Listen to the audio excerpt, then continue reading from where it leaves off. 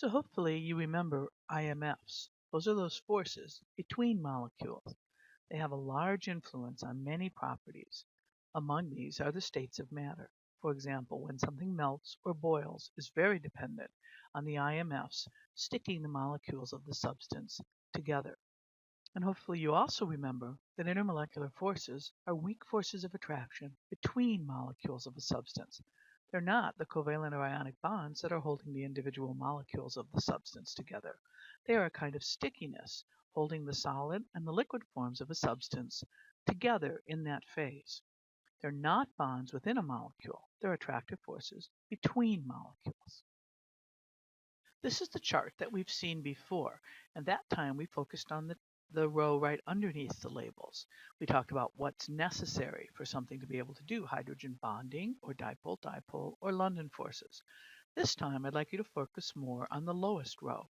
This row tells you some of the nuanced differences between various strengths of hydrogen bonding or various strengths of dipole-dipole attractive forces, or even, and very importantly, various strengths of London forces.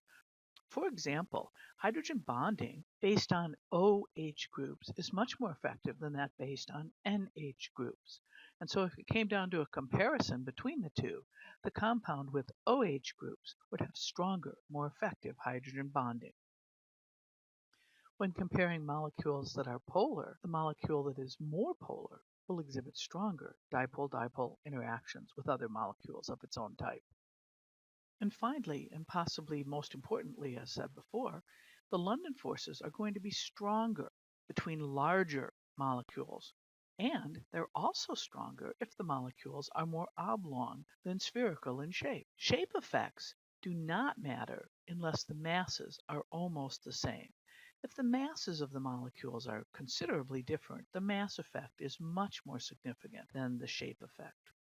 There are quite a few properties of substances that do have a lot of their basis in intermolecular forces of attraction. There are a number that can be used to indirectly evaluate the strength of intermolecular attractions. Boiling point is one of the most useful because the IMFs are completely removed during the change from a liquid to a gas.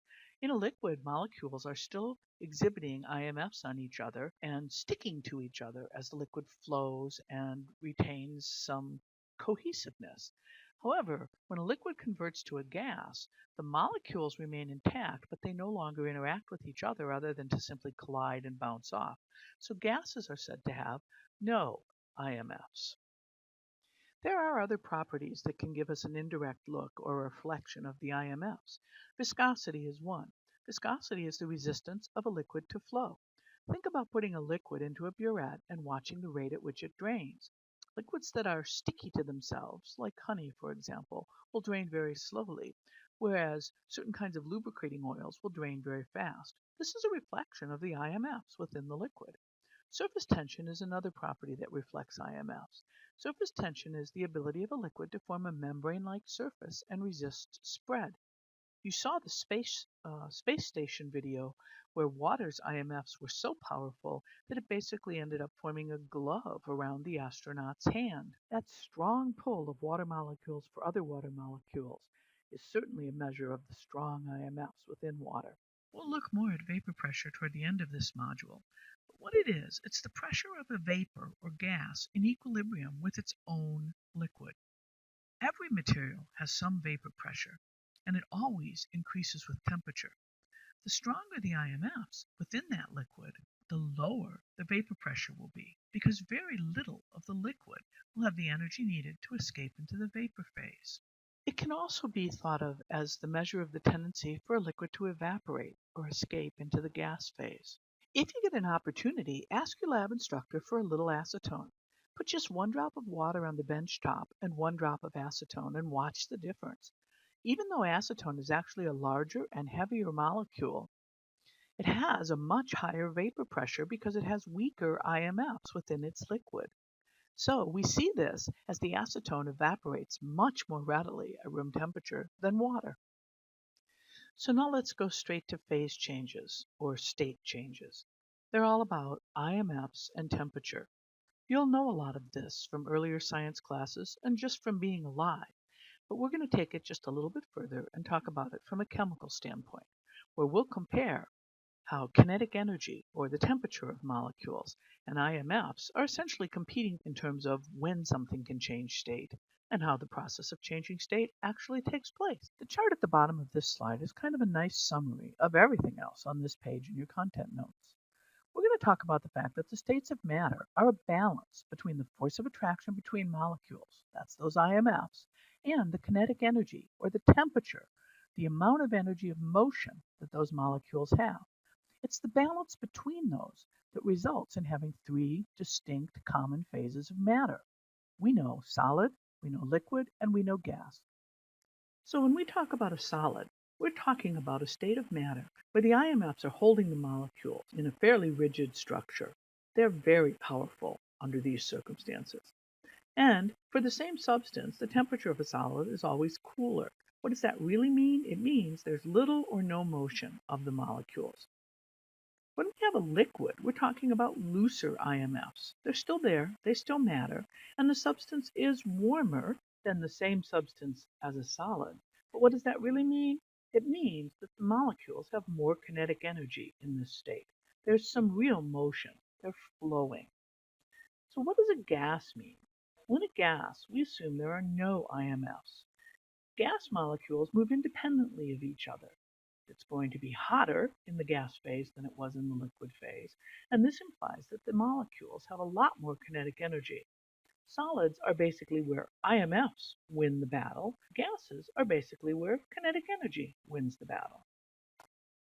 So when matter undergoes a phase change, the molecules within the substance are going to change their relative position and their relative amount of motion. They're going to do this by changing the amount of attractive forces between the molecules, either weakening or breaking them, and they won't break bonds within the molecules. Remember, phase change is the same substance just existing as solid, liquid, or gas. Breaking the actual chemical bonds would be a decomposition reaction, and you don't end up with the same substance. All the phase changes have specific names, and these are probably the names that you've known since you were pretty small. Melting is the label given to a solid becoming a liquid. Vaporizing is the name given to a liquid becoming a gas.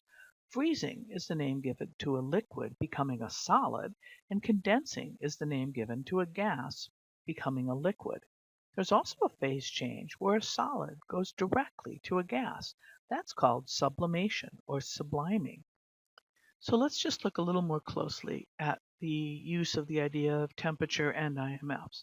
A solid is considered the state of matter where kinetic energy is relatively low, and attractive forces, IMFs, are able to hold the particles in fixed positions. This means the particles are very closely packed, motion is restricted to fixed position vibrations, and the attractive forces between molecules hold both position and shape. Sometimes we say then that a solid is a fixed volume and a fixed shape. Another way to say the same thing is a definite volume and a definite shape. This close packing implies that the majority of solids are going to be more dense than their liquid form. But remember, water is an unusual substance, and its solid is actually less dense than its liquid form. And this is a pretty good illustration of the driving force to make the maximum number of powerful IMFs. What happens with water is in the liquid form, as the molecules flow over and around each other, they can consistently form a large number of hydrogen bonds. In the solid phase, the water is going to be locked into a crystal where it can't flow over itself anymore, and so the molecules actually position themselves so that they can maximize the hydrogen bonding before they're locked into that shape. And that actually creates those hexagons, those six-lined figures we see in snowflakes, and it also means that solid ice actually forms to get the maximum hydrogen bonding, and that provides quite a bit of airspace. It's less dense than liquid water. Watch. Matter changes. Atoms and molecules are in constant motion. Heat increases this motion. The amount of motion dictates how well atoms and molecules can hold on to each other. The less motion there is, the better the hold, and the more solid the matter. When liquid water is cold enough, its molecules arrange in a particular structure and turn to ice.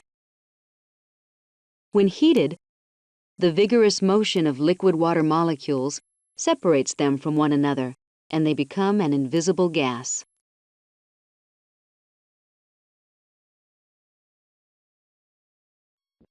The ice bomb illustrates the fact that the volume of ice is greater than the volume of an equal mass of liquid water. Some cold water is poured into a cast iron bomb, and a threaded plug is screwed into the bomb so that the bomb is tightly sealed.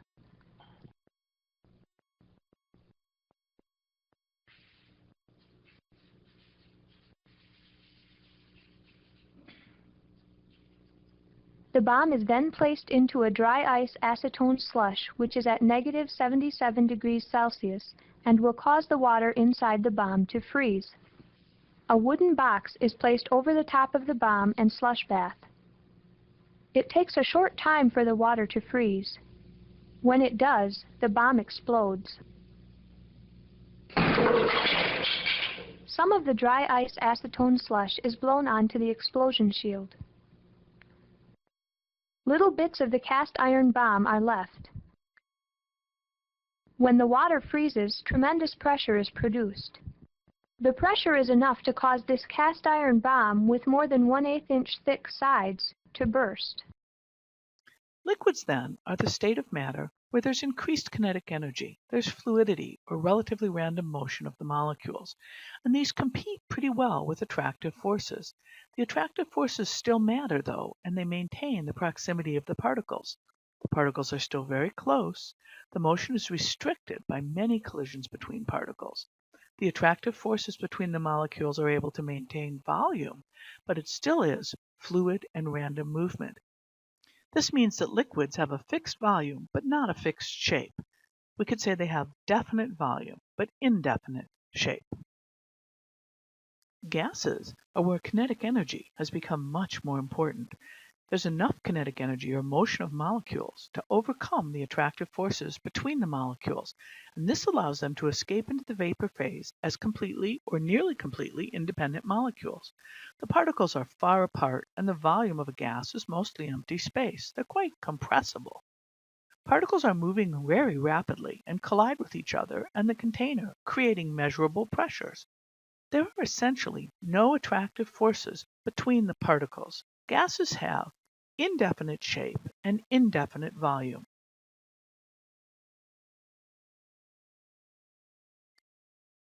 Examine the phase change or heating curve diagram provided.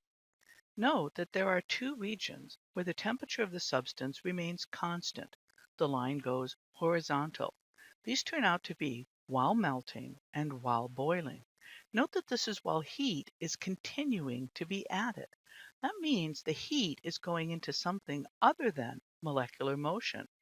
In these plateaus or flat regions, the heat is being used to alter attractive forces between molecules rather than to change the temperature or molecular motion of the molecules. Examine the labels for this generalized heating curve. Note that there are sloped lines. These are where temperature is changing over time. The molecules of a cold solid move faster and faster and faster. The temperature changes. The molecules of a liquid move faster and faster and faster as heat is added. The temperature changes. And then notice that there are the flat plateaus, the horizontal lines. This is during the phase change, and notice that even though heat is being added, there is no temperature change. All that energy is going into either weakening or removing the intermolecular forces of attraction. Again, note that the temperature remains constant while an actual phase change takes place. We'll look at this next and try to label the various regions.